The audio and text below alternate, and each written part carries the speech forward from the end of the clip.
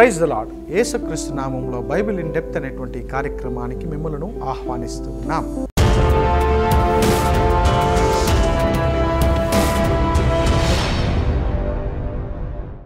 ఈరోజు బైబిల్లోని సమయము గూర్చిన విషయాలను మనము తెలుసుకుందాం.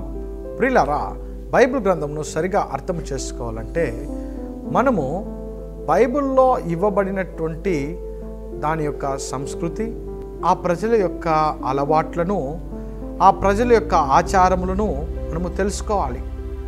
అయితే బైబిల్ గ్రంథమును చదివేటప్పుడు అనేక దగ్గరలా 6 గంటల సమయము, 7 గంటల సమయము అని, ఇంకా కొన్ని దగ్గరలా 4వ జాము, 2వ జాము అని చెప్పి మనం చదువుతూ ఉంటాం. ఈ సమయాలు మనకు వారికి వ్యత్యాసంగా ఉంటాయి.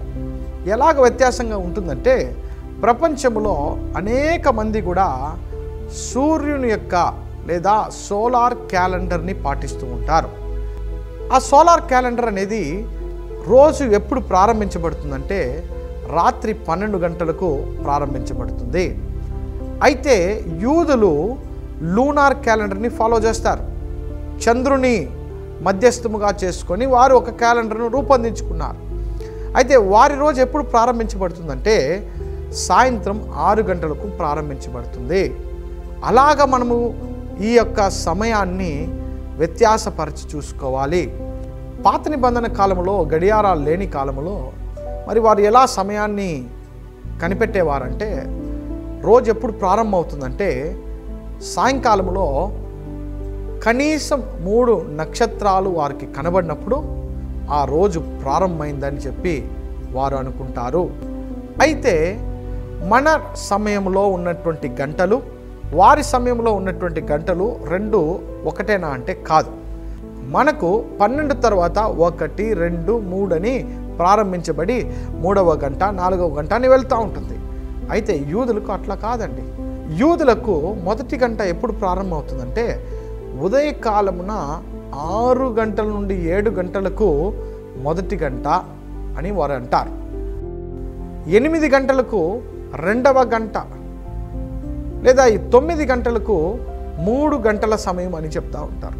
అలా 12 గంటలకు వచ్చినప్పుడు 6 గంటల సమయం అని, అయితే మధ్యాహ్నం 3 గంటలకు వచ్చినప్పుడు 9 గంటల సమయం అని, మరి సాయంత్రం 6 గంటలకు మరలా అది 12 గంటల సమయం అని రాయబడి ఉంటుంది. అయితే తెలుగు వారికి ఉన్నటువంటి అద్భుతమైనటువంటి ఒక విషయం ఏమిటంటే, మన బైబిల్లో దీన్ని తర్జమా చేసేటప్పుడే ఈ గంటలను కూడా మార్చి రాశారు.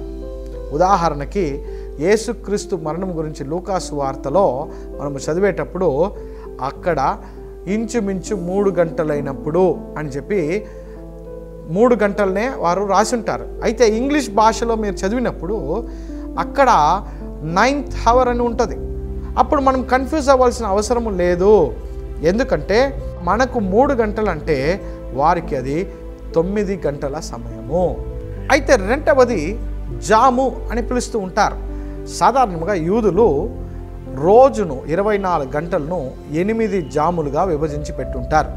అయితే ఉదయాన్న ఉన్నటువంటి సమయాన్ని గంటలుగానే వారు పిలుస్తారు ఎక్కడైనా కూడా. అయితే రాత్రిని మాత్రము జాము అని అంటారు. అయితే వారి జాములు ఎలా ఉంటాయంటే, సాయంత్రం 6 గంటల నుండి 9 వరకు మొదటి జాము, 9 నుండి 12 వరకు 2వ జాము, 12 నుండి 3 వరకు 3వ జాము, 3 నుండి ఉదయకాలం 6 వరకు 4వ జాము. దీనికి ఉదాహరణగా మత్తయి సువార్త 14వ అధ్యాయం 25వ వచనంలో, రాత్రి 4వ జామున ఆయన సముద్రము మీద నడుచుచు వారి యొద్దకు వచ్చెను అని చెప్పి రాయబడి ఉంటుంది. ఈ యొక్క 4వ జాము అనగా ఉదయకాలమున 3 గంటల నుండి 6 గంటలకు మధ్యలో ఉన్నది. ఆ సమయంలోనే యేసు ప్రభు నడిచి వచ్చాడు అక్కడ. అయితే ఇంకా కొన్ని దగ్గరలో కూడా ఈ జాము అనేటువంటిది వివరించబడి ఉన్నది. పాత నిబంధనలో కూడా న్యాయాధిపతుల గ్రంథములో గిద్యోను యుద్ధము చేసేటప్పుడు అక్కడ కూడా జాము అనేటువంటి పదాన్ని ప్రయోగించి ఉంటారు. సమూయేలు గ్రంథములో కూడా మరి జాము అనేటువంటి పదము ప్రయోగించబడి ఉంటుంది. అయితే జాము అని ఎక్కడైతే బైబిల్లో రాయబడి ఉన్నదో అవంతా కూడా రాత్రిని సూచిస్తూ ఉంది. గంటల సమయము, 7 గంటల సమయము, 9 గంటల సమయము అని ఎక్కడైతే రాయబడి ఉన్నదో అవన్నీ కూడా ఉదయకాలమున లేదా పగటి పూటన జరిగినటువంటి సంగతులుగా మనము గ్రహించాలి.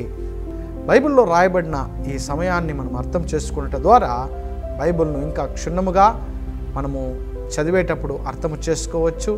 మీరు నేర్చుకున్నారని నేను నమ్ముతూ ఉన్నాను. దేవుడు మిమ్మల్ని దీవించునుగాక. ఆమేన్.